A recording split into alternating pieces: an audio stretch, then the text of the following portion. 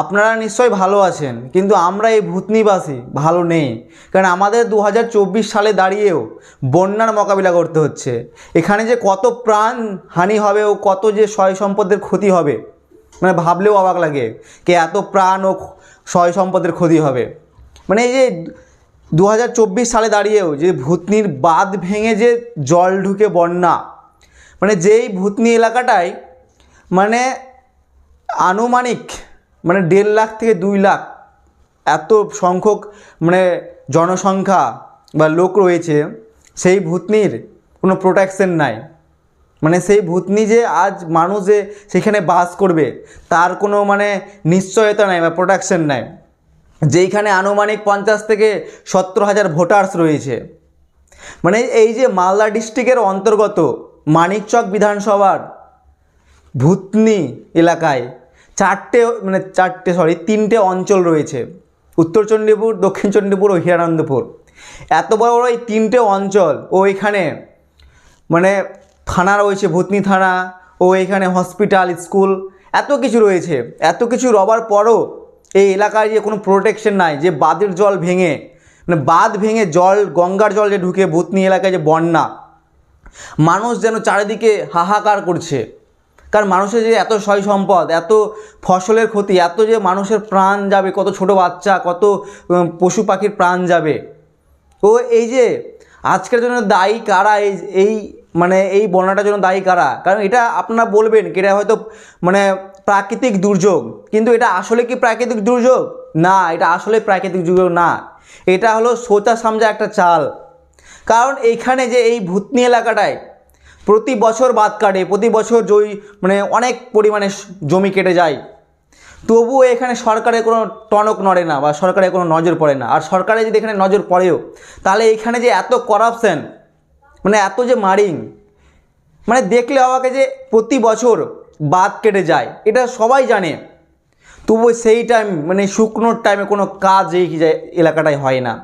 আর প্রতি বছর যখন বন্যা হতে যাবে, ওই বন্যার 2-4 দিন শুধু এখানে বস্তা ভরে মাটি ফেলা হয়, শুধু দেখানো হয় কি কাজ হচ্ছে, কিন্তু এখানে আসল কাজের কোনো কাজই হয় না। এখানে প্রতি বছর এই টাইমে, এই যে বন্যার টাইমে যেন ভূতনিবাসীর মানুষরা দুবেলা ঘুমানোর মানে একবেলা যে ঘুমাবে শান্তিতে, তার কোনো নিস্তার পায় না।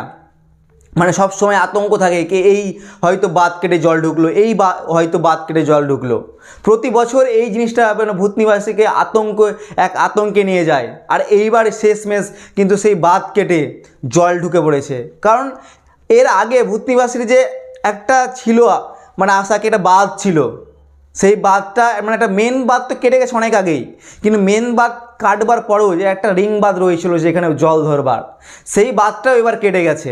ও এখানে সম্পূর্ণ হারে পুরো ভূতনি জলমগ্ন হয়ে উঠেছে। ও কত মানুষ যেন চারিদিকে থই থই করে ছিটিয়ে বেড়াচ্ছে কি শুধু একটু সাহারা খুঁজবার জন্য।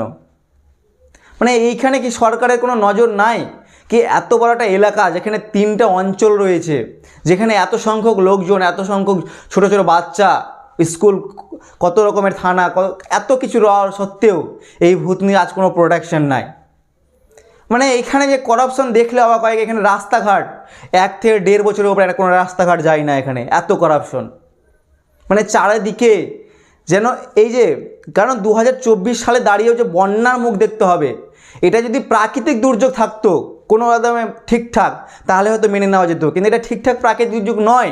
কারণ একটা বাঁধ কেটে জল ঢোকা, এখানে এর যেই বাঁধটার কোনো রকমের কোনো মেরামত বা কোনো রকমের কোনো এখানে মানে নতুন করে তৈরি করা, এখানে কোনো কিছুই হয় না, কোনো কাজ হয় না। প্রতি বছর শুকনোর টাইমে এখানে কোনো কাজ হয় না, কিন্তু এখানে প্রতি বছরই মানে এই যে যখনই বন্যার টাইম হবে, এখানে কিছু সংখ্যক মানুষ ওই দেখাবার জন্য 2-4 বস্তা মাটি ভরে ফেলে শুধু দেখাবার চেষ্টা করে কাজ হচ্ছে, কিন্তু এখানে আদেও কোনো কাজ হয় না। এটাতে সরকারকে নজর দেওয়া উচিত। মানে আমি করজোরে আমি ও ভূতনিবাসী পশ্চিমবঙ্গ সরকারের কাছে নিবেদন জানাই কি যেন আমাদের এই ভূতনির যে ভাঙন বা বাঁধকে নতুনভাবে গড়ে দেওয়ার মানে আহ্বান জানায় কি পশ্চিমবঙ্গ সরকার যেন এই দিকে ভালোভাবে নজর দেয়, কি ভূতনির যে বাঁধ বা ভূতনিকে যে সুরক্ষা দেওয়ার মানে প্রতিশ্রুতি দেয় ভোটের আগে, সেই প্রতিশ্রুতি যেন তারা রাখে। ও পশ্চিমবঙ্গ কেন্দ্র সরকারের কাছে আমরা খুব আহ্বান জানাই, খুব করজোরে নিবেদন জানাই কিন্তু এই দিকে তারা একটু নজর রাখেন। নাহলে আমাদের এই ভূতনিবাসী যে সাহারা আর কোথাও নাই, কারণ এখানে যে এত জনসংখ্যা কোথায় যাবে, এত বন্যায় কোথায় যাবে ভেসে, চারদিকের এই লোকজন এত ক্ষয়ক্ষতি কোথায় পাবে? যেই দিনমজুর খেটে যে এলাকার মানুষজনের চলে, সেই এলাকার মানুষজন কোথায় যাবে, কোথায় সাহারা পাবে? এটার দিকে কিন্তু সরকারকে অবশ্যই নজর রাখতে হবে। আর আমরা সরকারের কাছে খুব আবেদন জানাই কি যেন সরকার এটার মানে অতি শীঘ্রই এর মানে এই দিকে নজর দেয় ও আমাদের ভূতনির বাঁধ নির্মাণ কার্যে এগিয়ে আসে। এটাই আমাদের আবেদন সরকারের কাছে।